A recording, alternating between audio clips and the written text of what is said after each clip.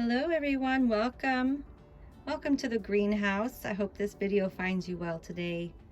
If you're new and this is your first time here in the greenhouse with us, welcome. I'm happy you're here, and if you've been here before, welcome back.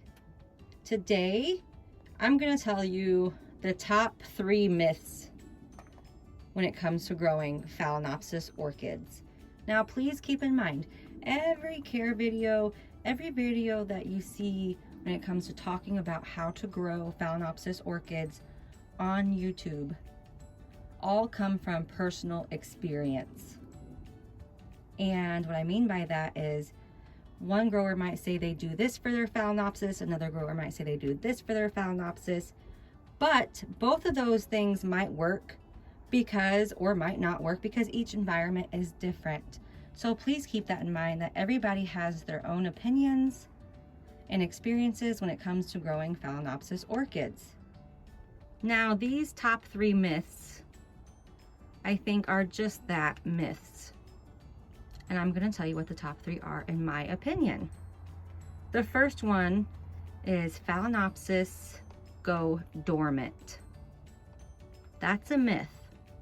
Phalaenopsis do not go through dormancy. Some growers might disagree with this because they think their orchid is not flowering, that it's in a dormant period. These hybrids like this, these no ID hybrids, the minis, the mediums, the large ones that you can buy from grocery stores, have a blooming season, and it is in winter. So winter time is when they start growing their flower spikes and blooming. It does not mean that if it is not actively spiking or blooming that it's dormant. It also doesn't mean that your phal is dormant if it's not growing a new leaf or new roots. An example of an orchid that does go into dormancy are Catasetums. This atrocity right here is a Catacetum, and it is dormant. It is going through dormancy. It has lost all of its leaves.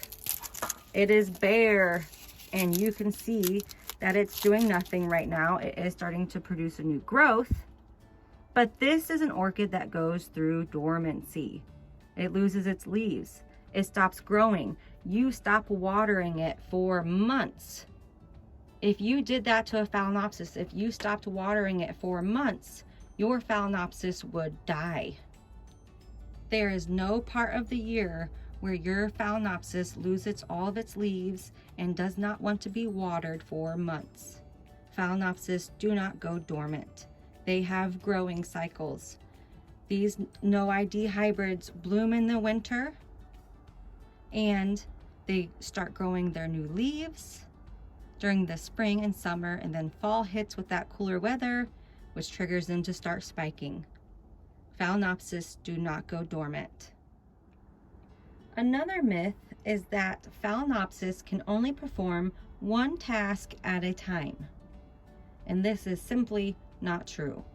And what I mean by tasks is either grow a flower spike, growing new roots, or growing new leaves. This, in my experience, is simply just a myth and not true at all. And in front of me, I have a couple of examples to show you. This is Phalaenopsis Javonnika. She is putting out a beautiful new leaf right now. And let me turn her so you can see her. She is in bloom and in spike with 4 spikes. So right now she is performing 2 tasks. This one here is in spike and in bloom and growing a new leaf and growing new roots. There's new roots down there and new root tips right here. If you have a somewhat healthy and happy Phalaenopsis, it can perform all 3 functions at once. Now, as I did say previously, Phalaenopsis do not go dormant. They have growing cycles where they bloom in the winter, then spring and summer comes and they like to put on leaves and new roots, and then the cold temperature comes, promotes their spikes. That's their cycle. But as Mother Nature is, and as resilient as Phalaenopsis are, they can perform all three of these tasks at once.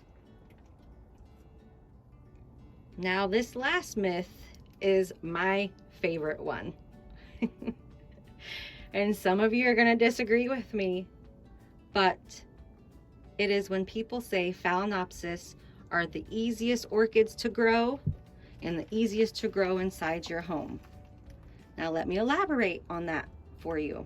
As you can see, I do grow in a greenhouse, but before this, I grew Phalaenopsis inside my home for 6 years plus, and I killed a lot.